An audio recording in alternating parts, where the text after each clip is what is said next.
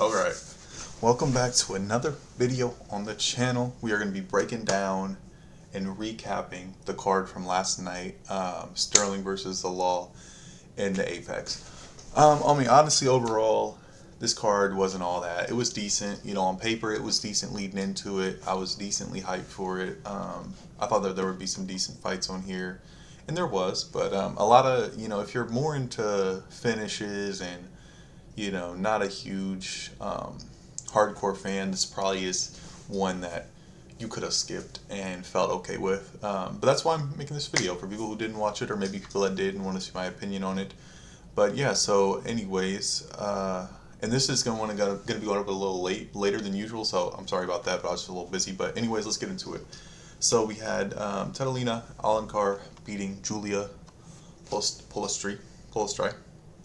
Honestly, let me pull up my little app here. This fight, it's just a classic strawweight women's fight. Nothing crazy. I actually kind of felt like, in my opinion, that Julia got the win here. I thought she did enough to win that third round, but it's so tough with these women's fights, man. Like, Alencar just threw more, but like she didn't land.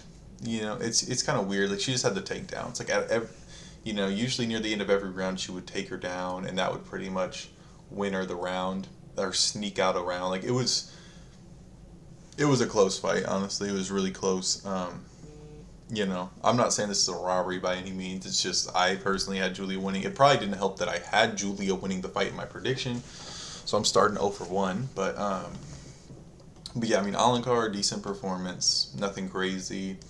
Didn't really miss nothing if you didn't tune into this one. But yeah, gets a win. And then we have Max Griffin versus Victor Venezuela. This fight was also pretty good, honestly, I thought. Another close fight as well. I thought, I had the cards going to Max Griffin personally.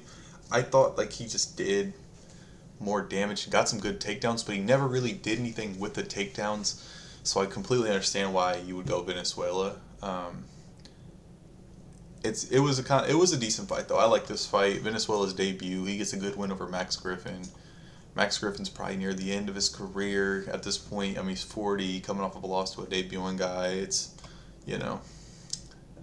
not the best look in the world, but I don't know. It was a good fight though. Venezuela came out and definitely was better on the feet, and he did a really good job getting up from the takedowns. So this is one thing that I really thought Venezuela did a pretty decent job at, and he took it on pretty short notice and had fought like 20 days before that, so it was pretty impressive, but decent fight overall. And then we move on to Francis Marshall versus Lucas Brennan. This will be my first fight I got right of the night, and this was just pure domination. The fact that this even went to the judges is a little crazy. I don't know if it was Francis Marshall that just was so much better this fight compared to his last fight was good, obviously, but you know, or if it was just Lucas Brennan just not being a UFC caliber fighter. I really don't think Lucas Brennan is a UFC caliber fighter, because he made Francis Marshall look like a champion, and both of these guys are originally featherweights. They fought at lightweight because it was pretty short notice. But yeah, Francis Marshall just killed him, really. Destroyed him on the ground, held him down every chance he got, and even on the feet was just piecing him up. In the first round, there was already like goose eggs on his head, you know what I mean? There was already it was a little ridiculous how easy this was for Francis Marshall. 9 significant strikes all fight for Brennan. He just had a weird stance and style, like the way he moved his head. It was really weird. Yeah, he did not look UFC caliber at all. And Francis Marshall easily got a nice 30-27 victory over him. And then this, hey, this is probably the upset of the night for sure, especially betting odds wise. Obviously, this is one I got wrong, but I'm sure majority of people did.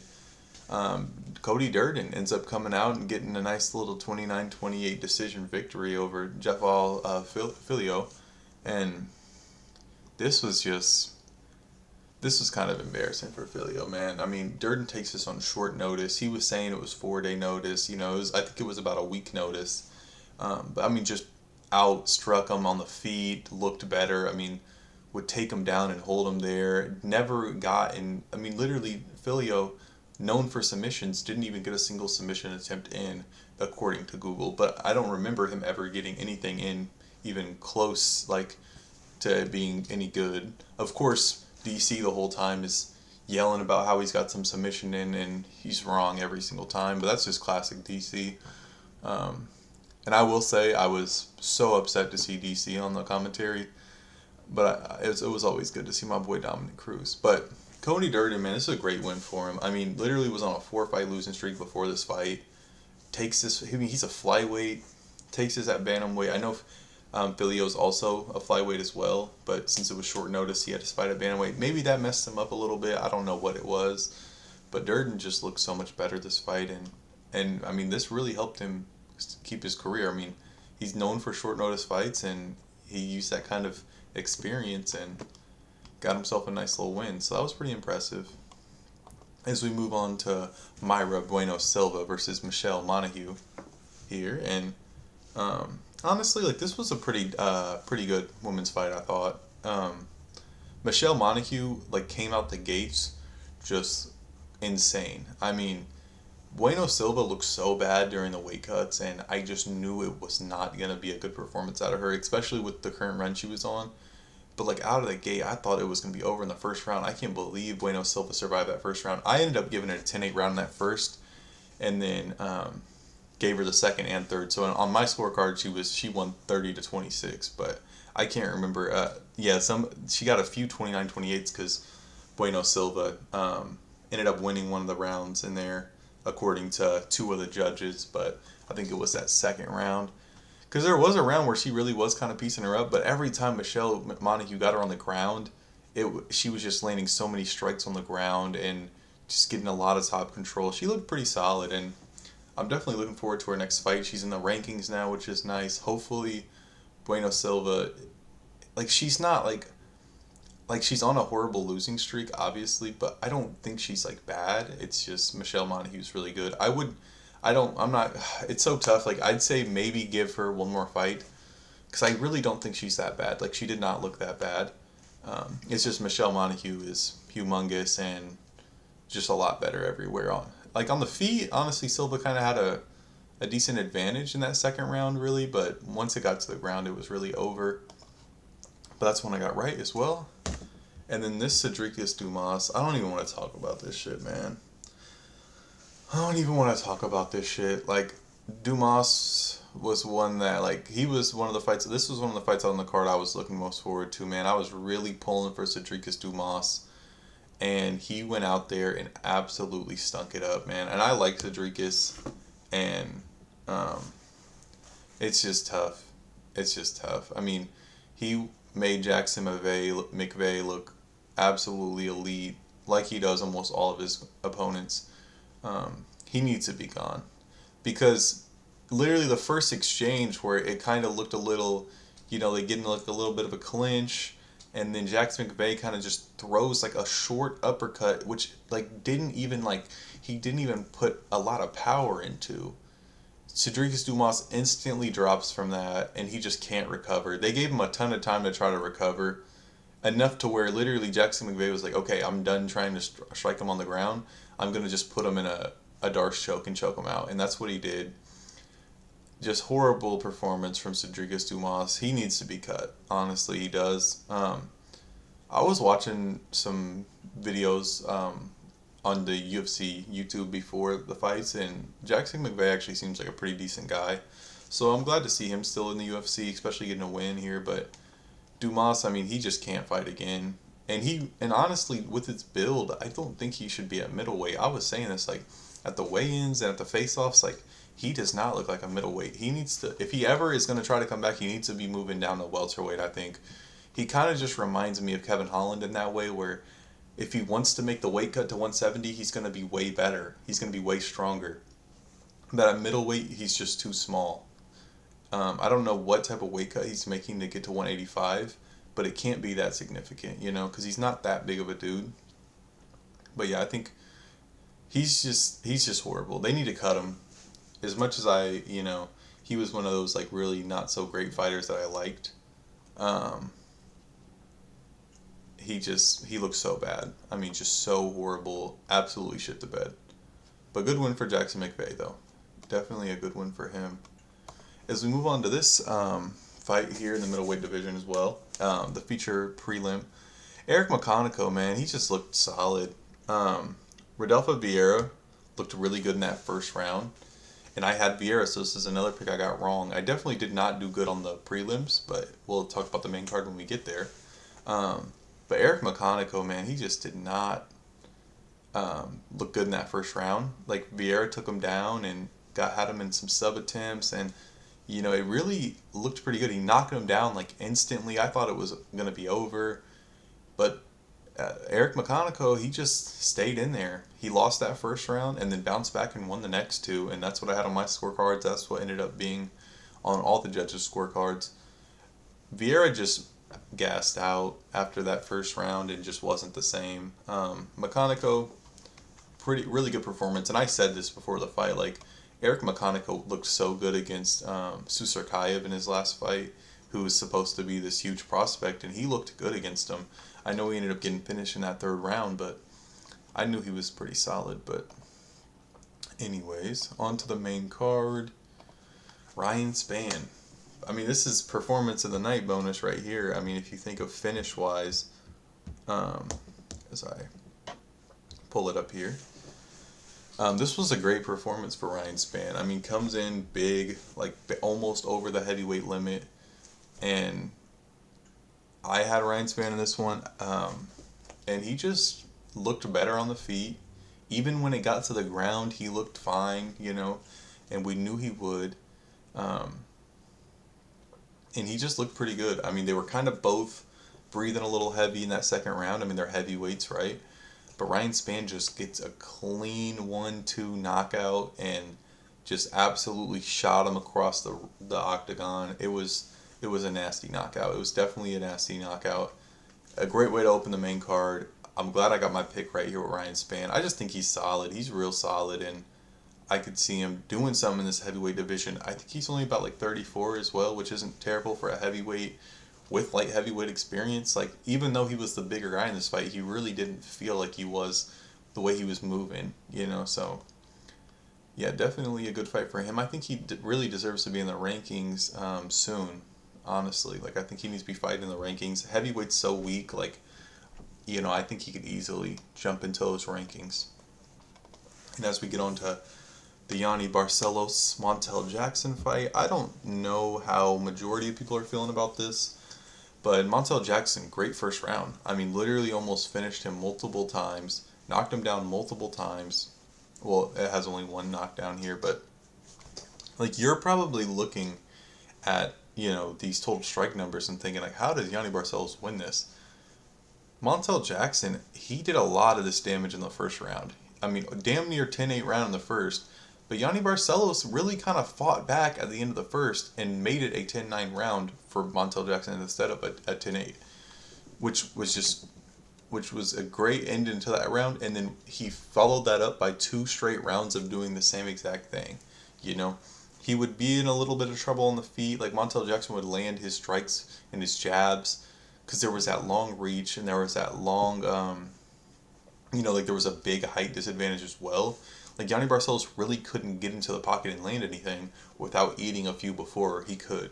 He landed a few good power shots, overhand rights, overhand lefts, but his damage was more in the takedowns, because when he got these 6 takedowns, and like, whenever it says 6 out of 18, it looks kind of bad, 33%, but really, honestly, it only looks this crazy because they're counting a takedown attempts as like him being in the clinch and, fighting in the clinch with him. So it was kind of like he didn't shoot for 18 takedowns. You know what I mean?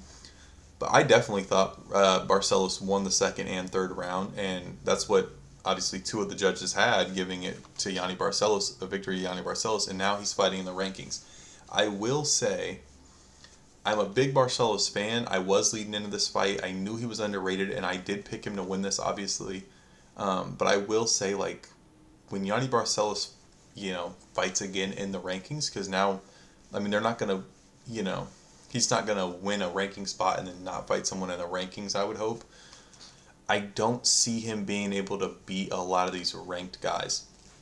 Because, like, Montel Jackson, like, could have beat him. It was a split decision, for one. And for two, if Montel Jackson had better takedown defense, if he defended some of those leg kicks, he's a little big for bantamweight as well. Like, he's just tall for bantamweight. He has really scrawny legs that were just getting eat up by those calf kicks. I mean, I think it could have went to his way, honestly. But and that's where I think, like, other bantamweights can take advantage of Yanni Barcelos. And he's already, like, 38, 39. Like, he's not going to go on a title run or anything, but he's on a 5-fight win streak. And two of those fighters that he beat now are ranked. Well, like, Montel Jackson was ranked when they fought. He's going to probably drop out the rankings now. But, like, Peyton Talbot is, 10 or 11 right now. So, but yeah, this was a really good fight, honestly. Good comeback as well. And then Davy Grant gets a nice veteran victory here. For some reason, this Adrian Luna Martinetti, if you guys didn't see his reaction when Davy Grant's hand got raised, he was completely shocked. I couldn't believe it. He really thought he won. I had Davy Grant 30-27. I know all three judges had it 29-28, but I had Davy Grant winning every round. He just outstruck him every round. He was just... And literally, he threw 2 strikes that weren't significant, and Davy Grant just looked really good in this. It was really a Davy Grant masterclass. I mean, I'd said it before during my predictions. I said, Davy Grant he might be 40, but he's one of those top 30 bantamweights, top 25 bantamweights. And this is Adrian Martinetti's debut, coming off a Contender Series. And he looked good, but it just kind of was a slugfest. It wasn't like, Davy Grant, like, out-brawled Martinetti, and that's what Martinetti's good at. So it was a good performance for Davy Grant. He said he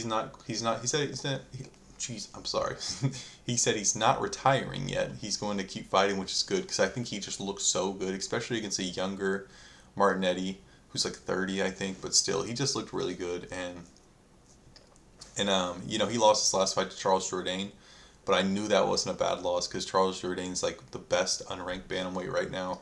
So yeah, I mean, big win for Davy Grant. Got that one right as well. And then this is the only one on the main card I got wrong. Rafa Garcia goes out there and has a really good performance against Alexander Hernandez. I ended up giving it 30-27. One of the judges gave it 30-27. The other one gave Alexander Hernandez one of the rounds. Rafa Garcia just went out there and looked better. Every aspect of the fight as well. When they were on the feet, he looked better. When, he took him down 4 different times, he just looked better on the ground.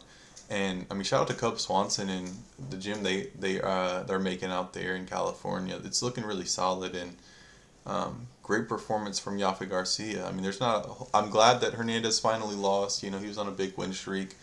I don't know what's next for Garcia. He said he wants to fight in the rankings. I don't see it. I mean, I could see him maybe getting one in the rankings, but even then, I think he's maybe one away. I could see him fighting maybe at like a Noche later on this year. But maybe one more fight before the rankings, gets another win. But, I mean, other than that, because, honestly, his wins, Flash Gordon's a good win, but, that's really his only other good win other than Alexander Hernandez. So, I wouldn't give him nobody in the top 15, especially in lightweight right now, because there's really no one for him to be fighting. But I could see him, he's in that top 20, top 25 range, so I'd give him one more fight before. That's a good win against Alexander Hernandez. These are 2 of the top unranked lightweights, so... definitely a good performance from Rafa Garcia. Did not see that coming. So, as we move on to this fight here, just great performance from Jocelyn Edwards and Norma Dumont. Honestly, I don't want to take nothing away from her, because on my scorecards, which is crazy, because I picked Jocelyn Edwards and I said she was one of my favorite fighters. I actually had Norma Dumont winning the first 2 rounds, and then Jocelyn Edwards the last one. But the thing about every round except for the third was they were just so close. Like they could have went either way. It ends up being a unanimous decision for Jocelyn Edwards. Someone even gave her a 30-27, which when I heard that, I was like, oh, it's got to be Edwards winning this. But I mean, Norma Dumont was looked solid in the first 2 rounds, but that third round she just kind of got beat up, and Edwards just did a really good job in all 3 of those rounds. It was close in the first two, like I said, but hey, I mean, she ends up going out there. I thought it was maybe even tied going into the third, and she puts on a great performance in the third. And a lot of the judges had that as well. Outstrikes her, obviously, almost doubles her strikes totally, and just such a good performance. She's going to be flying up those rankings. Unfortunately, like I said, like I went on a rant in my prediction video.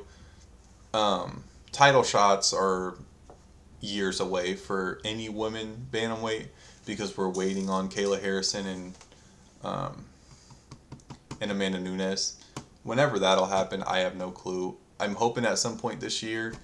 I think they probably will do it at some point this year, but even then, like Kayla Harrison, like that's such a big weight cut for her. She's not gonna be like an active champion. She's gonna probably only defend it once a year, if that. So with injuries, and she's getting up there in age, so these weight cuts are getting harder and harder for her. I could honestly see her hanging it up sooner rather than later, just because of the 135 weight cut, and obviously there's not a whole lot of big name bantamweights. That's why they're bringing Nunes back, but I don't know. I don't see her fighting a ton more fights. I could see her fighting maybe like 3 more fights in her career. But Jocelyn Edwards got to be one of those names in consideration. I think Kayla Harrison still beats her, but she puts on a good performance against Dumont. Dumont hasn't lost in like the last 6 fights. So this was a really good performance for Edwards. This was one of my more anticipated fights of the night, and it did definitely deliver, especially for a women's fight. I thought that this fight was pretty good. It wasn't boring at any points. They were both pretty active, so I'd say this was definitely a good fight. And then the main event, Aljamain Sterling came in clutch.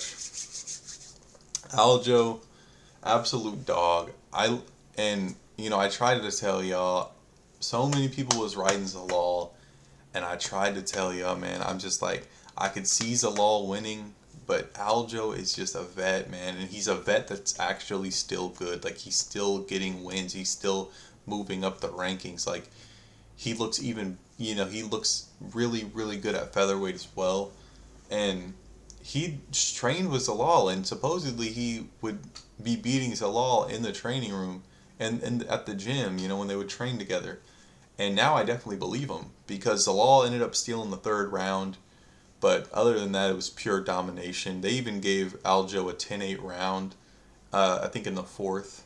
I didn't give him a 10-8, but I think it was a 10-8 most likely. It's just I was a little stingy with it for some reason. But just absolutely outstruck him, especially on the ground. Like, once this fight got to the ground, every single round it was over. And even on the feet, like, Sterling still looked pretty good on the feet. Like, that third round he lost because he was kind of like, he wasn't sticking to like what he was doing the other rounds, which is taking him down and making him work. And he was putting in work on the ground, getting him in a body lock. It was just a strong body lock, no getting out of that. Almost, putting him in chokes. There was definitely one good choke attempt. Zalal had a decent guillotine attempt, but it didn't obviously end up amounting to anything. And honestly, this was a great performance. So, next for Sterling is what I'll talk about next. So we're going to be talking about who I think Sterling should be fighting, who I think Zalal should be fighting. Sterling, in my opinion, probably, if he's not going to wait around for the belt, which I don't think he should, because I don't think, like, he beat Brian Ortega and he beat Zalal. Like, those are 2 good wins, and that's his 2-fight win streak, whatever you want to call it. I think if Volk beats Evloev and he wants to fight again, I think Sterling would be the guy that he would fight. I do think so. But the thing is, like, Sterling, I think he just needs another fight. And honestly, like if Volk and Evloev happens, in September, October, Sterling should be fighting on that card as well. And I think what a great fight would be was Aljamain Sterling versus like a Lerone Murphy, or Aljamain Sterling versus the winner of Lopez Garcia. One of those fights, just because I think it'd be interesting to see him against Lerone Murphy, because they both kind of have, you know, a not so fan favorite style, but I think Sterling could just take him down kind of like he did Zalal. Because like Evloev didn't really do that against Murphy and still beat him. You know what I mean? So it's kind of weird. Like I don't rate Lerone Murphy that highly, but I think that would still be a good fight. That screams Apex, like it screams Sterling Zalal. You know what I mean? But I think if you do him versus like Lopez after a Garcia win, that would be a great fight. And then the winner of that, like, hopefully at that time Volk's gone, because obviously they would never do. I mean, you never know with the UFC, but because like the winner of that would deserve a title shot. But it's like if Volk's still the champion, obviously you can't do Volk Lopez 3. But then at some point, obviously Volk's gonna retire. If it's after his fight with Evloev, then Aljamain Sterling 100% is gonna be in that vacant title picture. So he calls out Evloev again because he already fought and lost to him. He called out Volk. I would be fine with him fighting the winner of that. I just don't want him to sit out and wait for it, because, Volk's getting up there in age. He's not going to be turning around and being super, super active. And I think if Evloev wins, like, I could see him fighting. Like, I don't know. Like, it's just weird to be running that rematch only with Sterling coming off of a 2-fight win streak over Brian Ortega, who didn't even make weight and was super drained, and Youseff Zalal, who, was number 7 in the division on a good win streak, but best win being Josh Emmett. I mean, it's tough. And then for Zalal, I would probably do the loser of Diego Lopez and Steve Garcia. Or you could just go ahead and put him against Lerone Murphy. If you want to move him more down the rankings, that would be fine. Like him versus like a Peyton Talbot would be cool. Maybe if you want to move him all the way down, like Yanni Barcelos wouldn't be bad, But I don't think they would give Yanni Barcelos a big chance to jump up. If you want to give him someone outside the rankings, like a Ethan Ewing would be a fun matchup, but I don't think that they would move him that far down. But yeah, I mean, tough fight for Zalal. Like he looked good in the 3rd round, but once it started, that after that first round, after the first 2 especially, I felt so confident that Sterling was gonna put on an absolute masterclass, and that's exactly what he did. So, anyways, thank you guys for watching this video. If you're still here at the end, I appreciate it, and make sure you guys leave a like and comment, and tell me what you guys think about the card and the recap, and what ideas you guys have for the channel. If you guys haven't followed me on TikTok yet, go ahead and go follow me on TikTok, CamMMA on TikTok, same name as my YouTube. I put the link on my YouTube bio or whatever, but I don't, but yeah, anyways. And then if you haven't subscribed yet, obviously go subscribe, it's free. And then make sure you guys leave a like as well. And I will see you guys next time.